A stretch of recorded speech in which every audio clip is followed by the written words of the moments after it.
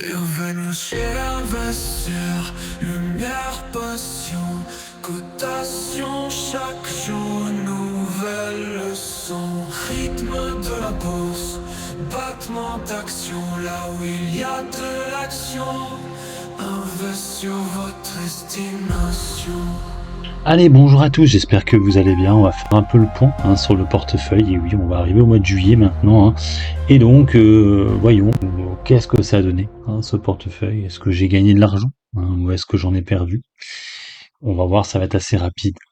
Donc déjà, le mois dernier, quand j'avais fait la vidéo, je sais plus quand c'était début du mois de juin, j'avais 20 169 euros. J'avais cassé ces fameux 20 000 points. À ce moment-là, il n'y avait pas eu la dissolution, tout allait bien, on était à un CAC 40 qui commençait un peu à chuter, mais surperformais le CAC à ce moment-là. Et badaboum, on a eu la dissolution qui est arrivée, je crois que c'était le 13 juin, un truc comme ça. Et du coup, ça a été un petit peu compliqué sur le portefeuille. Donc, vous allez voir, beaucoup de lignes qui ont disparu. Donc voilà le nouveau portefeuille. Bon, le nouveau, en fait, c'est le même, mais il y a eu quelques modifications déjà. Vous voyez que Fija Carreo n'est plus dedans. J'ai sorti la position en moins-value parce que bon, ce que j'espérais n'est pas arrivé, c'est-à-dire que bon, déjà, on n'a pas arrêté de chuter pendant des semaines avec la dissolution. J'étais à -12, je crois.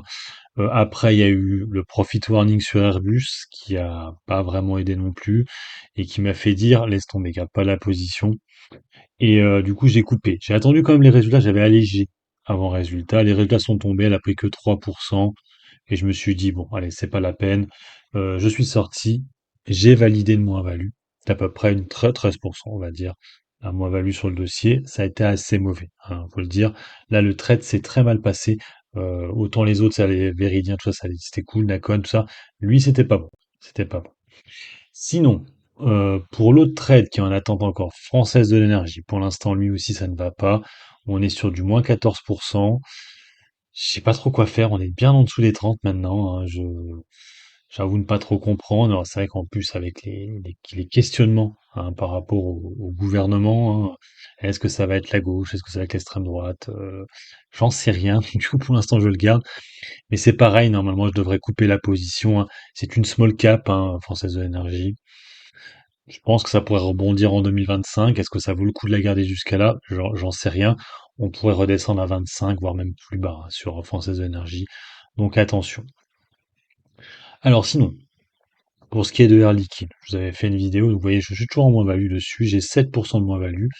J'ai racheté une action, c'était vendredi. Alors oui, j'ai acheté l'action avant les résultats du premier tour.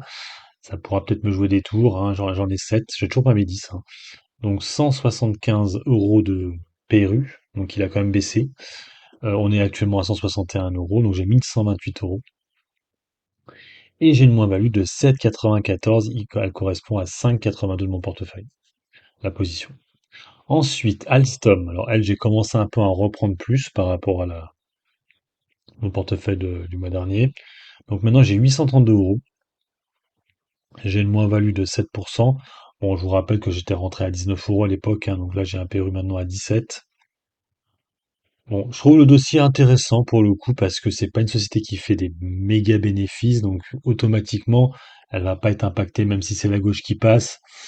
Il y a peu de chances que ça impacte vraiment là cette société. Donc pour moi, la gauche au pouvoir, ça ne changera pas grand-chose à Alstom. Euh, voilà. Donc pour moi, c'est un investissement pour l'instant long terme. Même s'il y a de la VAT dessus, c'est le problème. Sinon, vous avez vu, donc j'ai pris le fameux ETF. Donc ça, c'est un ETF spécial qui est ESG sur le Nasdaq. Et surtout, en fait, j'ai eu l'impression, par rapport à un autre ETF sur le Nasdaq, c'est que, euh, alors peut-être que j'ai peut-être pas regardé le Nasdaq, mais en tout cas, les positions sur trois valeurs, c'est Apple, Nvidia et du coup, la dernière, c'est Microsoft, elle a quasiment 15%. 15% chacune et après, c'est des petites positions. Donc du coup, je suis surexposé sur Nvidia, Apple et Microsoft, les valeurs IA. Donc c'est pour ça que j'ai pris celle-là. Bon, pour l'instant, je n'ai que 10 actions. Donc ça fait 574 euros. Vous voyez quand même que j'ai une plus-value actuellement. On voit qu'actuellement, le marché américain, c'est vraiment top. Même si tu rentres en mode FOMO, ça marche plutôt bien. Il faut dire que j'étais rentré quand même alors que ça baissait pas mal, le jour où je l'ai pris.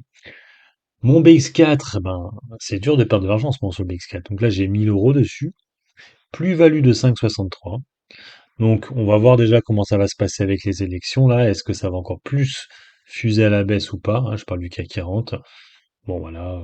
Pour l'instant, je vais le garder comme ça. 1 000 €. Ça représente 5,26 du portefeuille. Avant, c'était beaucoup plus haut. En fait, il y a 2 semaines en arrière, en fait, j'avais allégé à ces niveaux-là, en fait. Ensuite, bon, faut savoir, je vous l'ai dit, Ferrari. Donc là, c'est un dossier que je voudrais reprendre à un moment donné, mais pour l'instant, en fait, j'arrive pas à être en moins-value. C'est très rare.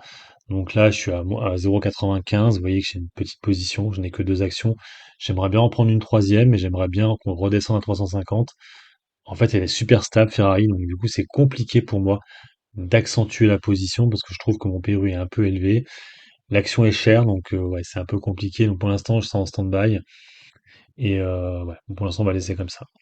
Autre société, donc du coup, Interparfums, donc je vous ai fait la vidéo il y a quelques jours, hein, vous savez que j'ai repris des actions. Donc là, on va jouer les 30 actions bientôt, hein, je suis à 27 actions. Donc bien sûr, j'ai eu mes actions gratuites, hein, offertes plutôt. Donc j'ai quand même une moins-value, hein, sur Interparfums de 167 € quand même. 14% de moins-value. C'est quand même beaucoup. Bon, j'ai quand même touché un dividende dessus. Donc là, ma position, elle est à 1 000 €, 1 031. Ça représente comme 5,32 du portefeuille. Je pourrais peut-être la monter jusqu'à 1 005, la position. La prochaine fois que j'en reprendrai, ce sera à 35 € sur Interparfums. Ensuite, alors LVMH, vous savez, hein, donc j'ai allégé ma position. J'avais 5 actions, j'en ai plus que 4. Comme je vous l'ai dit, LVMH, j'aime toujours la société, mais le problème, c'est que la gauche au pouvoir, j'ai peur que cette société-là, ça soit beaucoup moins la folie, hein. Donc, j'aurais même pu en alléger 2, en fait, hein. Donc, du coup, en avoir que 3. Bon, j'en ai allégé qu'une seule. Pour l'instant, ça m'a donné raison, hein. Vous voyez que on est à 713 maintenant. Quand j'ai allégé, on était à 725. J'ai une plus-value seulement de 4% dessus. C'est vrai que cette histoire de dissolution, ça a un peu changé mes plans par rapport à LVMH. Donc, je pense que ça va être un peu tendu pendant 3 ans. Ouais, je rappelle, hein, que Ruffin n'aime pas du tout Bernard Arnault. Donc c'est ça qui me fait un peu peur. Et Ruffin, c'est LFI, donc c'est la gauche. Donc et j'ai peur en fait qu'ils repartent sur des enquêtes, ils reportent plainte, des choses comme ça. Donc bof, bof. Ensuite, bon, le fameux ETF immobilier foncier plutôt. Donc je rappelle, hein, que cet ETF-là, c'est plutôt du foncier bureau, hein, mall, tout ça.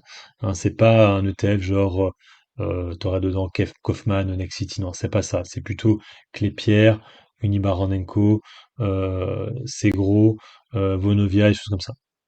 Donc là, actuellement, j'ai 1 149 €. Je trouve que c'est un ETF quand même qui est un peu mou du cul, hein, faut avouer. J'ai que 2,69 de plus-value pour l'instant. Je suis pas sûr que l'arrivée de la gauche, ça change grand-chose à ça. Je m'en rends pas compte. Alors l'immobilier, oui, mais le foncier comme ça, je suis pas sûr, hein. Les changements d'habitude des gens, hein, d'aller commander sur Internet, de faire du télétravail, tout ça, je suis pas sûr que ça. Bref, à voir. Pour ce qui est de Vonovia, hein, qui est la plus grosse position sur le TF, c'est une société qui. Il y a aussi des parts, je crois, de logement, mais bon. Donc pour l'instant, ouais, c'est en stand-by, mais c'est vraiment une toute petite plus-value. On voit que ça représente quand même 5,93. On notera aussi que LVMH représente seulement maintenant que 14%. Avant, elle représentait quand même plus de 20%. Ouais, j'étais plutôt vers les 18. Ensuite, alors pour aujourd'hui, j'en ai repris aussi un petit peu la semaine dernière. Donc vous voyez, j'ai 1 400 €, 1 500 quasiment. Alors c'est vrai que ça m'a fait un peu chier d'en reprendre parce que j'étais en plus-value, j'avais un PRU à 25. Là maintenant, il est passé à 26. Mais c'est un peu le problème de cette valeur, c'est que actuellement, elle a du mal à descendre. Donc 27% de plus-value, c'est normal, hein. Quand tu achètes comme ça fait automatiquement monter ton PRU et du coup, bah, j'ai perdu, hein, j'étais à 30 de plus-value et là, je suis passé à 27. Euh, bon, pour l'instant, je la garde. Elle représente quand même 7% du portefeuille. Je crois que c'est l'une des meilleures positions là, que j'ai, hein. Ensuite, Sartorius Standing, donc j'ai jeté mon dévolu là-dessus, hein. Bon, j'en ai que 4. J'ai un PRU à 150 €. Je trouve mon PRU pas trop mauvais sur cette valeur. Alors, je dis ça, peut-être que dans 6 mois, je dirais que c'était une catastrophe et qu'on sera à 80, hein. Mais ils ont fait l'acquisition, il y a eu la K, elle a eu lieu déjà. Bon, elle s'est effondrée, je sais pas trop pourquoi. Peut-être qu'ils vont refaire un profit warning. Bon, je vais la travailler, je vais essayer de jouer les 1 000 euros. Actuellement, elle ne représente que 3% du portefeuille. Ensuite, la catastrophe du portefeuille, c'est bien sûr Téléperformance, donc là, j'ai quand même 20 actions quand même dessus, malheureusement. Donc, PRU à 117 euros, donc il a baissé entre-temps. Le cours de bourse est repassé en dessous des 100, on est à 98 maintenant. Hein, elle a chuté de 3%. Alors, ce qui est assez étonnant, c'est que Concentrix, qui a donné ses résultats il y a 2 jours en arrière, avait eu une hausse de 6% et ça n'a pas vraiment joué sur Téléperformance. Pour l'instant, elle n'est pas du tout défensive, c'est la pire hein, de mon portefeuille, moins 16. Hein, après, c'est Française Énergie et après, c'est Interparfum. Voilà, elle représente quand même 10% du portefeuille. Donc là, c'est la deuxième plus grosse valeur. En fait, avant, c'était la troisième, et vu que j'ai allégé mon Big 4, c'est devenu la deuxième. Ensuite, Thales. Alors Thales, il me semble avoir vu une news là, comme quoi il y avait une enquête chez Thales. Donc bon, pareil, c'est un dossier qui se pète pas mal la gueule en ce moment. L'État au capital, on est redescendu à 149, j'ai un PRU à 158. Bon, c'était peut-être pas le truc à acheter finalement, Thales, hein, avec ces élections là. Bon, pour l'instant, je sais pas trop quoi faire. Bon, je perds que 62 euros, c'est pas dramatique non plus. Hein, je pourrais couper hein, pour aller prendre autre chose, hein, ou juste libérer une ligne pour reprendre les ETF. Mais c'est vrai que là, je commence à me poser des questions. Je rappelle que les tailles au capital de Thales, c'est un peu le problème. Si c'est la gauche qui passe, on pourrait effectivement redescendre à 131, voire plus bas, même si la guerre est toujours là. Ensuite, le TF, alors lui aussi je l'ai repris hein, progressivement à la hausse hein, automatiquement. C'est mon ETF VERE de chez Vanguard. Donc ETF où à l'intérieur tu as du Nestlé, hein, tu as du Novo Nordisk, tu as du ACML. Voilà, c'est un très beau ETF. Hein, vous voyez, j'ai 11% de plus-value. Donc là aussi, ma plus-value a baissé progressivement parce que bah, j'ai acheté à la hausse, comme je vous le dis. Hein, j'avais un PRU qui était en dessous des 40, là maintenant il est à 41, à force d'acheter comme ça. Donc j'ai 1377, rappelez-vous au début quand j'étais rentré j'avais 400 euros, hein, donc 1377 j'ai augmenté la position, elle représente 7,10% du capital. Dernière position en portefeuille, c'est bien sûr Vinci. Alors là aussi c'est un peu compliqué Vinci, je suis de nouveau en moins-value, hein, j'avais un PRU qui est en dessous des 100 euros. En fait j'ai mis une grosse position dès le départ, hein, 983 euros. Vinci c'est un peu compliqué étant donné qu'elle aussi, hein, il risque d'avoir des petits soucis avec l'arrivée au pouvoir de la gauche. Mais quand même, elle a des activités extérieures à la France. Et puis bon, je pense quand même que c'est comme une très belle société. On pourrait redescendre plus bas, on pourrait redescendre vers les 75 euros. Mais pour l'instant, je la garde. Il y a les dividendes qui sont là, même si ça va être problématique les dividendes avec la gauche hein, qui est au pouvoir, parce que elle y est pas encore. Hein. Mais disons que peut-être que là, si c'est eux qui sont au pouvoir, et s'ils ont la majorité, ils pourront peut-être dire l'année prochaine, bah non, les dividendes, là, cette année, c'est pas possible, quoi. Voilà, on est en guerre contre l'inflation et vous pouvez pas hein, verser des dividendes. Si vous avez le droit de les verser, mais on va vous imposer, va vous taxer vos dividendes. Rappelez-vous, surtout les filles, c'était vraiment leur dada de faire ça. Donc voilà. Et donc, qu'est-ce que ça me donne en performance? Je remonte. Donc vous le notez, hein. Donc j'ai perdu quand même pas mal. Plus de quasiment 800 euros sur le mois. Donc 19 400 comparé à, alors je me rappelle déjà plus à combien j'étais tout à l'heure, je vous l'ai dit, 20 169. Donc on va calculer ça rapidement. Vous noterez par contre que j'ai un peu plus de liquidité qu'avant, j'ai 919 euros. Donc ça fait plaisir.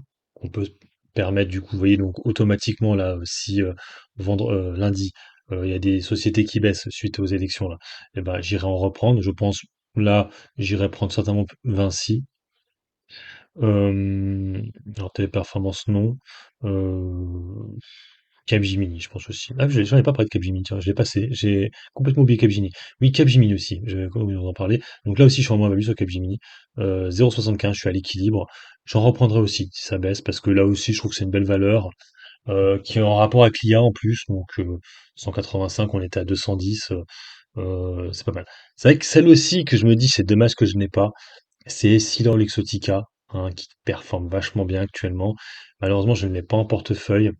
Je pourrais peut-être la changer contre peut-être une Thales ou et il y a aussi Stellantis que je pourrais peut-être prendre, vu que c'est une société qui n'est pas domiciliée en France, qui a beaucoup chuté ces derniers temps. Bon, il y a toujours la problématique du dividende qui fait chier, mais ça permettrait de faire du trade, c'est-à-dire rentrer dessus maintenant à 18.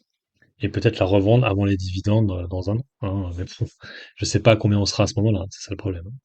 Donc, je vous disais, on va calculer et vite fait la moins-value que j'ai. Ouais, ça fait perdre 3,77 sur ce mois. Donc là, je pense que je fais moins bien que le CAC. C'est vrai que c'est assez. Je pense que c'est principalement Téléperformance qui m'a bousillé le truc.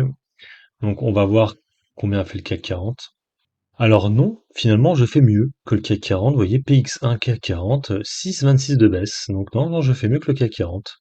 J'aurais pas pensé. Donc ça va. J'ai surperformé le CAC 40 durant ce mois, malgré Téléperformance qui a été une catastrophe. Alors je pense que c'est le BX4 hein, qui a fait que je surperforme.